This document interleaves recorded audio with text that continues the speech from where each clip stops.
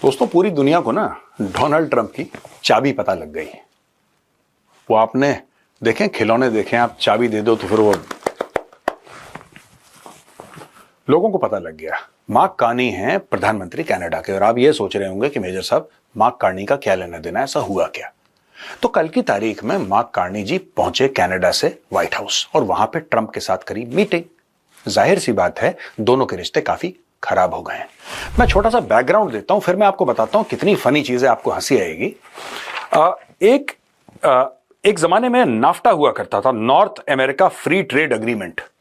तो जो नाफ्टा था इसको 1 जुलाई 2020 को इसको अलग करके the United States Mexico Canada agreement USMCA लागू कर दिया गया, और इसके तहत कनाडा, यूएसए और मैक्सिको के बीच में ट्रेड हो रही थी। अब आए ट्रंप साहब, दंदनाते हुए पहुंचे ट्रंप साहब, और वो इसके ऊपर ये, इसके ऊपर वो, ये टैरिफ, वो फलाना टैरिफ, और रिश्ते खराब हो गए।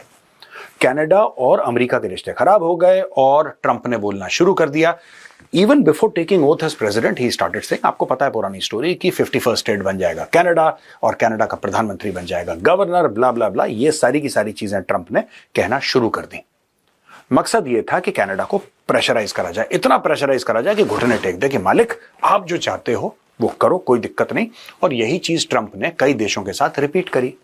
ना कनाडा झुका, ना चाइना झुका, ना भारत झुका, ना रूस झुका कोई भी नहीं। कुछ छोटे मोटे देश जो पहले से ही जिनकी आदत थी झुकने की, फॉर एग्जांपल पाकिस्तान, वो जमीन पे गिर गए। पाकिस्तान क्यों जमीन पे गिरा? पाकिस्तान तो कुछ मैन्युफैक्चर नहीं करता, टैरिफ लगाओ ना लगाओ उनको खाक फर्क नहीं पड़ता, लेकिन क्योंकि आदत थी पाकिस्तान झुक गया आदतन। अब दोस्तों स्टोरी कुछ और है। मार्क कार्नी साहब पहुंचते हैं और उनको यह बात पता है कि डोनाल्ड ट्रंप को सबसे पहले मुझे एक अच्छे मूड में करना होगा यार, क्योंकि मेरे देश के ऊपर इन्होंने 50% तक के टैरिफ लगा दिए। हाँ दोस्तों, कई चीजों में कनाडा पर भी 50% टैरिफ लगाया डोनाल्ड ट्रंप ने, किसी में 25%, किसी में 10%, अलग अलग गुड्स के ऊपर अलग अलग टैरिफ उसने लगा रखा है। और जब उसने अलग अलग टैरिफ लगाया तो यह पता लगा कि साहब सुनो, अब कनाडा की इकोनॉमी यूएस से जुड़ी है और यूएस की जो इकोनॉमी है वो कनाडा से जुड़ी है, और क्योंकि कनाडा की इकोनॉमी छोटी है तो उसके ऊपर ज्यादा जिम्मेदारी है। तो ये भाई साहब पहुंचे डोनाल्ड ट्रंप के पास और उनको खुश करने के लिए एक उन्होंने ऐसी बात बोली कि डोनाल्ड ट्रंप के चेहरे पे मुस्कुराहट ही मुस्कुराहट। देखिए दोस्तों, कितनी छोटी सी चीज से कितने बड़े बड़े आदमी खुश हो जाते हैं और अपने देश के फैसले बदल लेते हैं। मार्क कार्नी ने डोनाल्ड ट्रंप को यह बोला कि साहब आप कमाल के आदमी हैं यार, आप जैसा मैंने बंदा नहीं देखा। जो भारत और पाकिस्तान के बीच में मई इस साल लड़ाई हुई थी ना, आपकी वजह से तो रुकी थी, आपने तो करवाया था सीज फायर। अच्छा, ये देखिए कनाडा का प्रधानमंत्री कितना बुद्धिमान है और कितना चतुर है। उसका कोई लेना देना नहीं ना भारत से, ना उसका लेना देना पाकिस्तान से। उसने दो देश जो कि हजारों किलोमीटर दूर हैं उनका हवाला वॉशिंगटन डीसी व्हाइट हाउस में देकर, जो कि उनसे हजारों किलोमीटर दूर है, ट्रंप को एक अपना अच्छा दोस्त बना लिया। क्योंकि उसको पता है कि ट्रंप का टैरिफ से कोई ट्रंप ये चाहता है उसकी तारीफ होती रहे। ट्रंप यही चीज चाह रहा था कि उसको क्रेडिट मिले। ट्रंप यही चाह रहा था कि उसको क्रेडिट मिले। अब ट्रंप को किसी ने क्रेडिट नहीं दिया। मोदी जी ने बोला कि ये तो आदमी झूठ बोल रहा है कोरा। ट्रंप का मुंह सूज गया, भारत के ऊपर टैरिफ लगाऊंगा। ये वहीं से स्टोरी शुरू होती है। और मोदी जी ने 35 मिनट की फोन कन्वर्सेशन में उसको डांट भी दिया ट्रंप को, उसको सुना भी दी बात। अब यार अमेरिका के प्रेसिडेंट को आप सुनाओगे तो गुस्सा होगा ही। एनीवे, अब बात यह आती है दोस्तों कि ट्रंप ने किया क्या है। 3-4 चीजें होती हैं किसी भी देश को जो महान बनाती हैं, स्ट्रांग बनाती हैं। उसकी मिलिट्री, उसकी डिप्लोमेसी, उसकी इंटरनल सिक्योरिटी, यू नो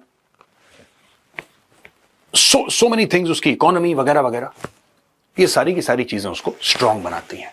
और ट्रंप ने 6 महीने के अंदर अमेरिका के इन चारों स्तंभों पे, चारों पिलर्स पे जबरदस्त वार करा है, एक जबरदस्त हमला करा है। चलिए मैं आपको बताता हूं, 1 बाय 1 शॉर्ट में बताऊंगा, आपको बड़ा मजा आएगा।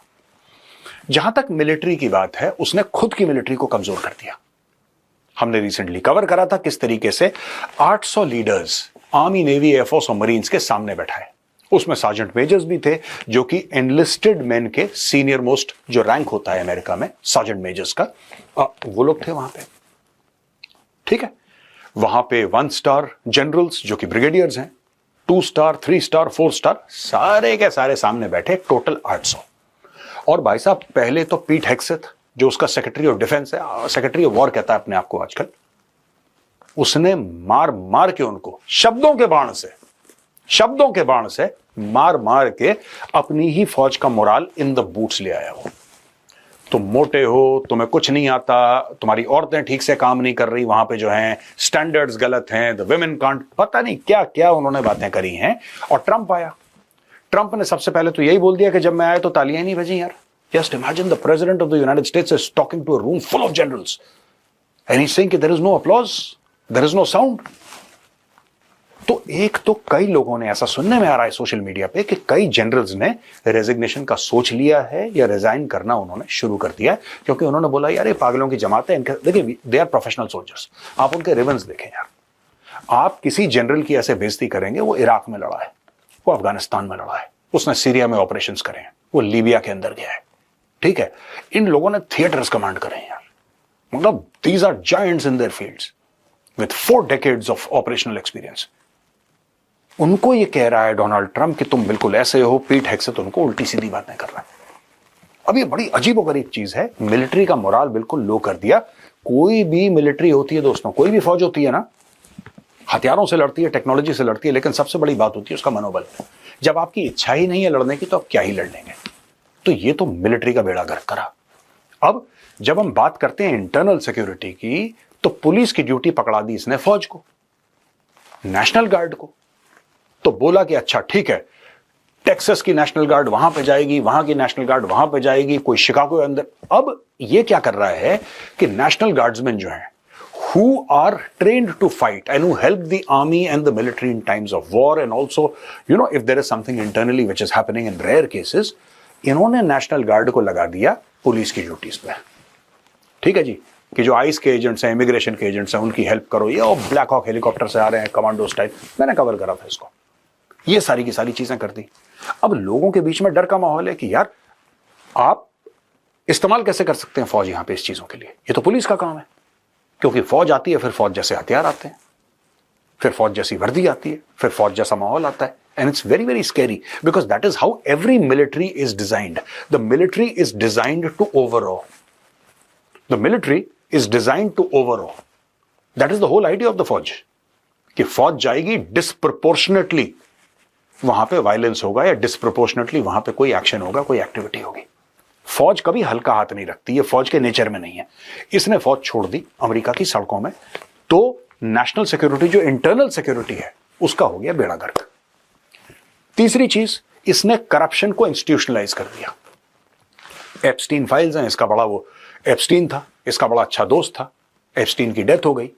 एप्स्टीन एक सेक्स ट्रैफिकर था, चाइल्ड सेक्स पीडोफिलिया में उसका नाम था, और डोनाल्ड ट्रंप का खासुल खास दोस्त था। दोनों पार्टी करते थे, उस पार्टी में क्या करते थे, I leave it to your imagination. भाई ने कतरियों से 400 मिलियन का जेट ले लिया। He took a $400 million jet from the state of Qatar as a personal gift. अब आपको क्या लगता है, जब आप कतर से पैसा लेंगे तो कतर कुछ तो एक्सपेक्ट करेगा। तब जब इजराइल ने अटैक करा, तब इसने बोला नहीं नहीं नहीं, हम डील साइन कर रहे हैं, कतर पे हमला मतलब अमेरिका पे हमला। ये सारा का सारा इसने ड्रामा करा, क्योंकि ये पैसे पकड़ चुका था। इसने रूल चेंज करे अपने बिलियनियर दोस्तों का फायदा करवाने के लिए। तो इसने करप्शन को भी इंस्टीट्यूशनलाइज कर दिया अमेरिका में। अब दोस्तों आते हैं डिप्लोमेसी। डिप्लोमेसी में आपके रिश्ते होते हैं भाई, आपके रिश्ते होते हैं दूसरे देशों के साथ। That is the name of diplomacy. जो आपके दुश्मन थे उनका आपने कुछ नहीं करा। आप चाइना को दुश्मन कहते हो, क्या बिगाड़ लिया आपने चाइना का? शी जिनपिंग आपकी बात नहीं सुनता। आप दुश्मन कहते हो रशिया को, क्या बिगाड़ लिया आपने पुतिन का? वो आपकी बात नहीं सुनता। लेकिन जो भी अपने दोस्त थे, आपने दोस्तों को अपने से दूर कर दिया, उन्हीं के ऊपर टैरिफ लगा के। इस भाई को टैरिफ लगाना था चाइना के ऊपर, इसने लगा दिया इंडिया के ऊपर। आप सोचिए ये कितना बड़ा सेल्फ गोल है डोनाल्ड ट्रंप की एडमिनिस्ट्रेशन का, कि इसने खुद अपने जो दोस्त थे उनके ऊपर इन्होंने टैरिफ लगा दिया। स्विट्जरलैंड का लेना एक न लेना, तो उनके ऊपर टैरिफ। जानबूझ के ब्राजील को दूर कर दिया, जानबूझ के। इसका आइडिया था, या अमेरिकन का, मुझे इसका नहीं इन द सेंस कि अमेरिकन का आइडिया था चाइना को घेरना। इसने क्या करा कि सबसे लड़ाई लड़ ली। आज की तारीख में अमेरिका घेरा हुआ चारों तरफ से। ये फॉरेन पॉलिसी है भाई साहब की। इकोनॉमी, आपने जब टैरिफ लगाए तो आपने सिर्फ डिप्लोमेसी खराब नहीं करी, आपने अमेरिका के अंदर इन्फ्लेशन की बाढ़ सी आ गई, हर चीज महंगी हो गई। अब लोगों में त्राही त्राही हो रही है, भैया ये चीज छोटी सी चीज थी, $10 की थी, आज $15 की हो गई। वो तो नहीं है जब तुम टैरिफ लगाओगे।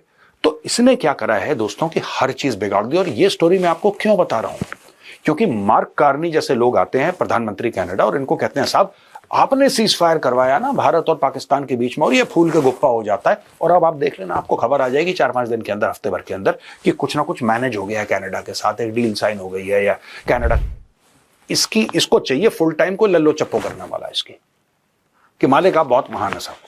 जब आप सवेरे उठते हैं तब सूरज उगता है, अगर आप सुबह 10 बजे उठेंगे तो 10 ही बजे फिर सूरज उगेगा, उसके पहले डूबा रहता है।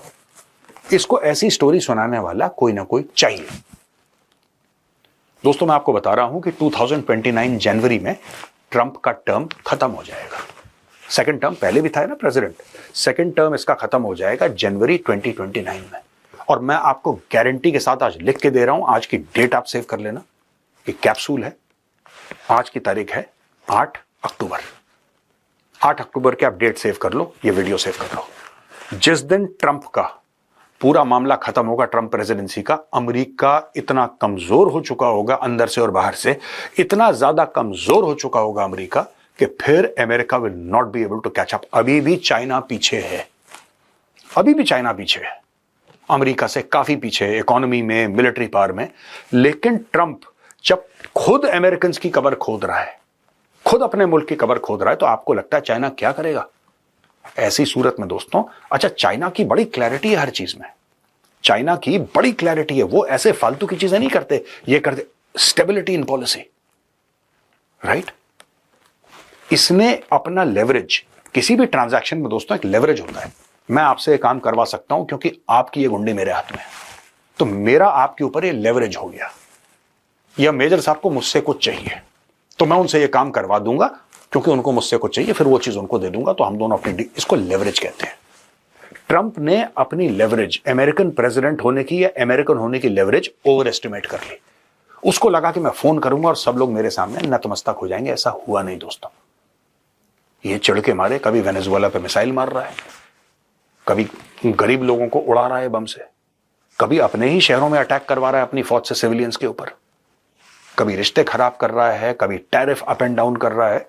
इसने पूरा दुनिया का सिस्टम उथल पुथल कर दिया। लेकिन उस उथल पुथल का जो मलबा है ना, वहां से एक नया ऑर्डर निकल रहा है दोस्तों, एक नई इमारत बन रही है, और वो इमारत यूएस के लिए बहुत ज्यादा खतरनाक है, और उस इमारत का नाम है चाइना।